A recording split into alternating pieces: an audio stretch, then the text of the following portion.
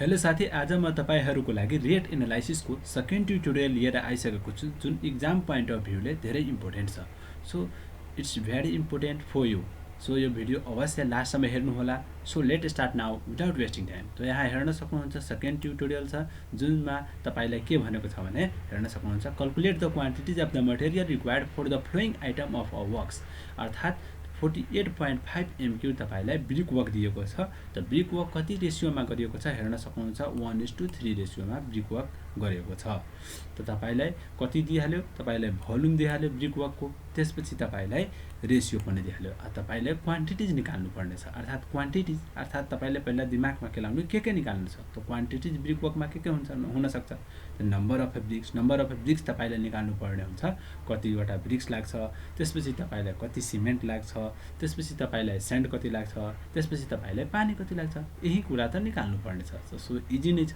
So तर video skip बिना गरिकन भिडियो हेर्नु होला। So let's go forward. Given पहिला लेखिदिनु होला, हेर्न सक्नुहुन्छ। तर ब्रिकको साइज दिन सक्छ यसमा, तर यहाँ दिएको छैन। त ब्रिक दिएको साइज दिएको छैन भने ब्रिकको साइज कति राख्ने र कसरी गर्ने भनेर त्यो सब डिटेल तपाईलाई फर्स्ट ट्युटोरियलमै सिकाएकै छु। यदि तपाईले अझ डिटेलमा जान्नु छ भने त्यसको लिंक डिस्क्रिप्सन बक्समा दिइराखेको छु, त्यो फर्स्ट ट्युटोरियल अवश्य हेर्नु होला। सो अहिले ब्रिकको साइज हामीले एज्युम गर्छौं किनभने ब्रिकको साइज दिएको छैन। त ब्रिकको साइज नेपाल स्ट्यान्डर्ड हो 230, 110 र 55। त्यसैले हामीले ब्रिकको साइज एज्युम गरे। त्यसपछि थिकनेस अफ द मोटार, दुवै इँटाको जोइन गर्दाखेरि बिचमा मोटारको थिकनेस कति राख्ने त्यो पनि दिएको छैन यहाँ। त्यसैले हामीले यसलाई 10 mm एज्युम गरे। त्यसपछि साइज यहाँ नाउ भन्दै छ, नाउ अर्थात हामी नाउ लेखेर के गर्ने, size of a brick with motor, किनभने हामीले मोटारको थिकनेस कति राखेको छु 10 mm। त साइज अफ अ ब्रिकमा 10 mm चारैतिरबाट जोड्नु पर्यो, अर्थात लेन्थमा पनि ब्रेथमा पनि हाइटमा पनि। त 230 + 10 गर्ने, त्यसपछि 110 + 10 गर्ने, त्यसपछि 55 + 10 गर्ने। दुवै जोडेर कति आयो यहाँ हेर्न सक्नुहुन्छ, कति आयो 240, 120, त्यसपछि 65। यो भइहाल्यो तपाईको साइज अफ अ ब्रिक कति के को साथमा, मोटारको साथमा भइहाल्यो। यसले गर्दा हामीलाई के हुन्छ, नम्बर अफ ब्रिक निकाल्न इजी भइहाल्छ। त हेर्दै राख्नु कसरी गर्ने हो भनेर हेर्नुस्, म तपाईलाई डिटेलमै बताउँदै छु। त नम्बर अफ ब्रिक बराबर के हुन्छ, भोल्युम अफ ब्रिक। हेर्न सक्नु volume of brick divided by size of brick with mortar. त भोल्युम अफ ब्रिक दिएकै छ 48.5, त्यसपछि size of brick with mortar अर्थात यहाँ MQ अर्थात भोल्युम में दिएछ। त हामीले पनि ब्रिकको भोल्युम निकालेर नि डिभाइड गर्ने हो। त्यसैले यहाँ भोल्युम निकाल्नको लागि के हुन्छ, ब्रिकको भोल्युम निकाल्नको लागि भोल्युम बराबर के हुन्छ तपाईले थाहै छ, भोल्युम बराबर के हुन्छ, length into breadth into height. त्यसैले हामीले length into breadth into height यहाँ गरेको छु, लेन्थले गुणा गरेको छु, त्यसपछि ब्रेथले गुणा गरेको छु, त्यसपछि हाइटले गुणा गरेको।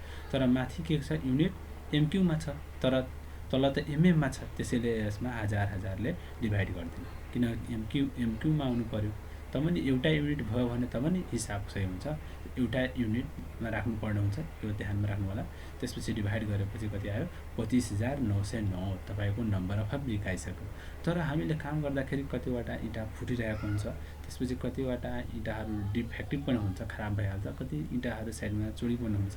त्यसको लागि हामीले 5% वेस्टेज एज्युम गर्छौं। हामीले रियल फिल्डमा पनि काम गर्दाखेरि 5% एक्स्ट्रा एज्युम गरेर नै हामीले क्वान्टिटी इँटाको हामी क्लाइन्टलाई बताउने गर्दछौं। सो यो रियल फिल्डमा पनि युज हुने भएकोले यो भिडियो अवश्य राम्रोसँग हेर्नु होला। यो एस्टिमेटको लगभग सब कुराहरू नै रियल फिल्डमा पनि युज हुन्छ। सो यस्तो कुराहरूलाई तपाईले ध्यान दिनुपर्ने हुन्छ। सो अगाडि जाउँ।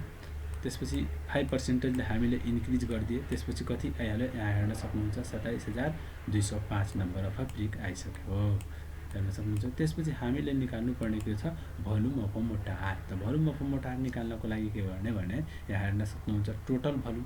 त टोटल भोल्युम हाम्रो कति छ, 48.5 दिएको छ। त्यसपछि minus volume of motor before 5% adding, जुन हामीले 5% जुन एड गर्यो त्यो भन्दा पहिला नै नम्बर अफ ब्रिक कति थियो, त्यो 25,000 समथिङ थियो नि। यहाँ हेर्न सक्नुहुन्छ जुन यहाँ छ 25,900 नै, यो घटाउनु पर्ने हुन्छ भोल्युम अफ ब्रिक। त total volume minus volume of brick घटाइदियो भने विदाउट एडिङ एक्स्ट्रा, किनभने एक्स्ट्रा भनेको त हामीले जस्ट एक्स्ट्रा जोडेको हो नि 5%, तर एक्चुअलमा काम गर्दाखेरि 1% युज हुन सक्छ या 2% पनि युज हुन सक्छ, तर हामीले एक्चुअल क्वान्टिटी निकाल्दाखेरि त्यो त 5% राख्नु पर्दैन, किनभने त्यो एक्स्ट्रा हामीले भनेको छौँ। त्यसैले यहाँ 5% घटाउनु पर्ने हुन्छ। त्यो हेर्न सक्नुहुन्छ 48.5 minus 25,909 into size of fabrics. यो कुन साइज अफ फेब्रिक राख्ने, जुन विदाउट मोटार होस्, किनभने कि हामीले मोटारकै भोल्युम निकालेको छौँ। यसमै मोटार अझ जोडिदियो भने त मोटारको क्वान्टिटी आउँदैन। त्यसै विदाउट मोटारवाला यसमा राखेको छ। जस्तोमा 230 हुन्थ्यो, त्यो 230 डिभाइडेड बाई 1000 गरेको छु। त्यसपछि 110 डिभाइडेड बाई 1000, त्यसपछि 55 mm थियो, त्यो डिभाइडेड बाई 1000 गरेर गुणा गरिदिएको छ। त यो तपाईँ यहाँदेखि यहाँसम्म के भयो, यो तपाईँको भोल्युम अफ ब्रिक, ओन्ली ब्रिकको भोल्युम छ। त total volume minus volume of brick गरिदियो भने कति आयो, volume of mortar. It's very easy, तपाईँलाई थाहा नै होला। त्यसपछि हामीले जाऊँ के गर्ने, अब सिमेन्ट स्यान्ड मोटार। यसको लागि हामीले के गर्ने भने हामीले भोल्युम अफ मोटार त पाइसके सिमेन्ट स्यान्डको, तर त्यो के हो, हाम्रो ड्राई वेट हो, हैन, त्यो हो हाम्रो वेट हो। त्यसैले हामीले 30 देखि 35% इन्क्रिज गरेर त्यो मोटारको भोल्युम केमा पाउनु पर्यो, ड्राईमा। यो कुरा ध्यानमा राख्नु होला। जुनसुकै पनि न्युमेरिकल गर्दाखेरि क्वान्टिटी निकाल्ने कुरामा तपाईको प्लास्टरको होस् या ब्रिकवर्कको होस्, कुनै पनि होस्, यसमा क्वान्टिटी निकाल्दाखेरि कन्क्रिट मिक्समा तपाईले पहिला त्यसको ड्राई भोल्युम निकाल्नु होला। त यो त हामीले फाइन्ड जुन पाए त्यो हाम्रो यो 12.45 जुन यो के हो, वेट भोल्युम हो। तर त्यसको लागि ड्राई पाउनको लागि 30 देखि 35% सम्म इन्क्रिज गर्ने। त मैले 30% इन्क्रिज गरिदिएँ, त कति आयो, 16.19। यति एमक्यू कति भयो, ड्राई भोल्युम यति ड्राई।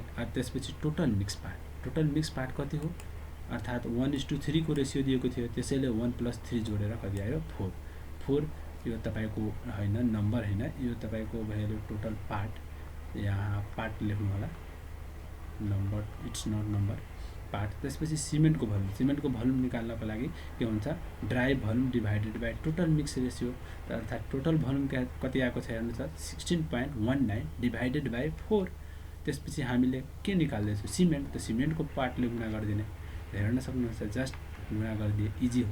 त्यसपछि 1 MQ हामीलाई थाहा नै छ, तपाईलाई फर्स्ट ट्युटोरियलमा पनि भनेको थियो। 1 MQ बराबर के हुन्छ, 48.8 अर्थात् 28.8 ब्याग सिमेन्ट हुन्छ। त्यसैले हामीले 28.8 ले गुणा गरेर यति ब्याग आयो, अर्थात् 117 ब्याग सिमेन्ट हामीलाई यसमा चाहिन्छ। त्यो हामीले निकालिसक्यौँ। अब त्यसपछि हामीले के गर्ने, अर्को कुरा निकाल्ने। त्यसपछि अर्थात् हामीले पानी निकाल्ने। पानीको लागि हामीले के गर्ने हो, जाम अगाडि बढ्नु हेर्न सक्नुहुन्छ। पहिला स्यान्ड निकालौँ, स्यान्डको छुट्याइएको थियो, स्यान्डको निकालौँ। स्यान्डको लागि के गर्ने, total volume divided by total part into स्यान्डको पार्टले गुणा गर्यो भने स्यान्डको भोल्युम यहाँ त यति भोल्युम स्यान्ड लाग्छ। त्यसपछि वाटरको भोल्युम निकाल्नु पर्यो, अर्थात् वाटरको क्वान्टिटी कति लिटर लाग्छ, त water by cement, water cement ratio बराबर 0.5 अर्थात् 0.45 पनि एज्युम गर्न सक्नुहुन्छ तपाईको एज इट इज। त वाटर बराबर कति हुन्छ, 0.5 इन्टु 117 ब्याग सिमेन्ट आएको छ। त एक ब्यागमा कति हुन्छ, 50 केजी हुन्छ। त 50 केजी 1 केजी या 1 लिटर भनेको त्यस्तै हो, सेमै हो। त्यसैले इन्टु 50 लिटर लेखिदिएको हो। त्यसपछि के भयो, यो तपाईको टोटल वाटरको क्वान्टिटी पनि आइसक्यो। त्यसपछि लास्टमा एन्सर लेख्दाखेरि हेन्स लेखेर, त्यसपछि number of brick, cement, sand र वाटर कति आयो त्यो लेखेर, त्यसपछि लास्टमा एन्सर लेखिदिनु भयो भने एक्जामिनरले तपाईलाई फुल मार्क दिन्छ र उसलाई पनि चेक गर्न र ट्याली गर्न अरूसँग के कस्तो एन्सर आयो भने त्यसको लागि उसको लागि पनि इजी हुन्छ, तपाईलाई फुल मार्क दिन सक्छ।